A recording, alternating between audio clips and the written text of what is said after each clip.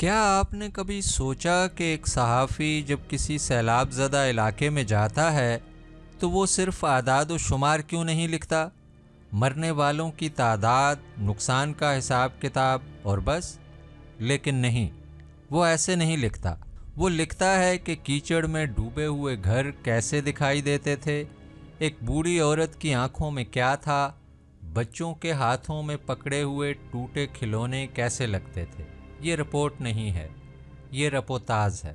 آج ہم رپوتاز پر ہی بات کریں گے۔ رپوتاز اصلاً فرانسیسی لفظ ریپورٹیج سے آیا ہے۔ اردو ادب میں یہ ایک ایسی صنف ہے جو صحافت اور ادب کے درمیان کھڑی ہے۔ اسے آپ یوں سمجھیں، رپورٹ حقائق بیان کرتی ہے، رپوتاز حقائق کو محسوس کرواتی ہے۔ رپوتاز میں لکھاری کسی واقعے، جگہ یا صورتحال کا خود مشاہدہ کرتا ہے اور پھر اسے ادبی زبان، جذبے اور تخلیقی اسلوب کے ساتھ پڑھنے والے تک پہنچاتا ہے۔ مقصد یہ ہوتا ہے کہ قاری صرف پڑھے نہیں بلکہ خود کو وہاں موجود محسوس کرے۔ رپورٹ اور رپوتاز میں کیا فرق ہے؟ آئیے ایک مثال سے سمجھتے ہیں۔ فرض کریں کہ کراچی میں گرمی کی لہر آئی ہے۔ رپورٹ اس طرح ہوگی: کراچی میں درجہ حرارت 47 ڈگری ریکارڈ کیا گیا، 50 سے زائد افراد ہیٹ سٹروک کا شکار ہوئے، اسپتالوں میں مریضوں کی تعداد بڑھ گئی۔ رپوتاز اس طرح ہوگی: دوپہر کے 2 بجے لیاری کی گلیاں سنسان تھیں، تارکول پر سے اٹھتی گرمی آنکھوں کو دھندلا دیتی تھی۔ ایک چھوٹی سی دکان کے باہر ایک بوڑھا شخص گتے کے ٹکڑے کو ہلا کر پسینہ سکھانے کی کوشش کر رہا تھا۔ اس نے کہا، بیٹا یہ گرمی نہیں، اللہ کا عذاب ہے۔ قریب کے سرکاری اسپتال میں ڈاکٹر عمر ملک رات 9 بجے سے لگاتار ڈیوٹی پر تھے۔ ان کی آنکھوں کے نیچے سیاہ حلقے تھے مگر ہاتھ مسلسل حرکت میں تھے۔ فرق واضح ہے۔ رپورٹ دماغ کو بتاتی ہے، رپوتاز دل تک پہنچتی ہے۔ اچھی رپورٹ لکھنے کے لیے 6 چیزیں ضروری ہیں۔ پہلی بات، براہ راست مشاہدہ۔ رپوتاز میں لکھاری خود موقع پر جاتا ہے، سنی سنائی باتوں پر انحصار نہیں کرتا۔ آنکھیں، کان، ناک، تمام حواس کام میں لاتا ہے۔ یعنی آپ لکھیں گے کہ جگہ کیسی دکھائی دی، کیا آوازیں تھیں، کیا بو تھی، ماحول میں کیا کیفیت تھی۔ دوسری بات، کردار اور مکالمہ۔ رپوتاز میں جو لوگ آتے ہیں وہ محض نام نہیں ہوتے، وہ کردار بن جاتے ہیں۔ ان کی عمر، شکل، لہجہ، ان کے الفاظ، سب کچھ لکھا جاتا ہے۔ براہ راست اقتباس، یعنی انہوں نے جو کہا اسے جوں کا توں شامل کیا جاتا ہے۔ اس سے تحریر میں جان پڑ جاتی ہے۔ تیسری بات، ادبی اسلوب۔ رپوتاز کی زبان خبر جیسی خشک نہیں ہوتی، اس میں تشبیہات، استعارے اور بیانیہ انداز شامل ہوتا ہے، مگر اعتدال کے ساتھ۔ مقصد ادب نگاری نہیں بلکہ سچ کو مؤثر طریقے سے بیان کرنا ہے۔ چوتھی بات، سچائی اور حقائق۔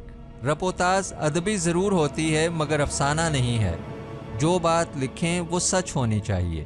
کوئی واقعہ گھڑنا یا مبالغہ کرنا رپوتاز کو برباد کر دیتا ہے۔ ادبی رنگ حقیقت پر چڑھایا جاتا ہے، حقیقت کو بدلا نہیں جاتا۔ پانچویں بات، لکھاری کی موجودگی۔ رپورٹ میں لکھاری غائب ہوتا ہے، رپوتاز میں وہ موجود ہو سکتا ہے۔ اپنا رد عمل، اپنا احساس، اپنی الجھن شامل کر سکتا ہے، مگر یہ شخصی ڈائری نہیں بننی چاہیے۔ لکھاری آئینہ ہے، نہ کہ موضوع۔ چھٹی بات، ابتدا اور انتہا۔ رپوتاز کا پہلا جملہ قاری کو فوری طور پر کھینچتا ہے اور پڑھنے پر مجبور کرتا ہے۔ یہ کوئی منظر ہو سکتا ہے، کوئی بات ہو سکتی ہے یا کوئی سوال، اور آخری جملہ ایک اثر چھوڑتا ہے۔ قاری کے ذہن میں کچھ رہ جانا چاہیے۔ رپوتاز کے عملی مراحل۔ پہلا مرحلہ، موضوع کا انتخاب۔ کوئی بھی ایسا واقعہ، مقام یا صورتحال جس میں انسانی کہانی ہو، وہ رپوتاز کا موضوع بن سکتا ہے۔ سیلاب، جیل، اسپتال، کوئی تہوار، کوئی تقریب، پرانا بازار، مزدوروں کی بستی، کچھ بھی۔ دوسرا مرحلہ، میدان میں جائیں، جگہ پر جائیں، گھنٹوں بیٹھیں، لوگوں سے ملیں، باتیں کریں، نوٹس لیں، نہ صرف الفاظ کے بلکہ رنگوں کے، آوازوں کے اور چہروں کے تاثرات کے۔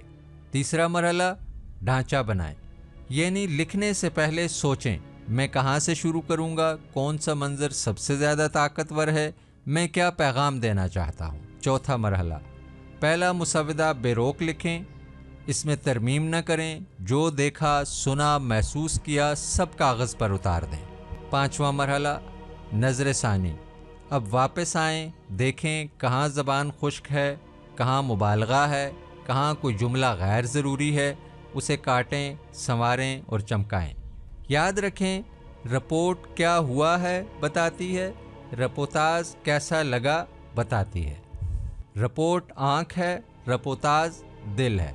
अगर आप रिपोर्टाज लिखना चाहते हैं तो पहले इंसानों के दरमियान जाएं, उनकी ज़िंदगी देखें, महसूस करें और फिर कलम उठाएं, क्योंकि रिपोर्टाज वही लिख सकता है जो पहले खुद जिया हो। इम्तिहानी हवाले से किसी मेले की रिपोर्टाज, सैलाब ज़दा इलाके की रिपोर्टाज, किसी तारीख़ी मकाम की रिपोर्टाज, जश्न आज़ादी की रिपोर्टाज या किसी तकरीब की रिपोर्टाज बहुत अहम है। इम्तिहान में लिखने के लिए रिपोर्टाज को 3 हिस्सों में तकसीम करें। इब्तिदाई मंजर कशी से करें, पहले जुमले से ही पढ़ने वाले को मुतासिर करें।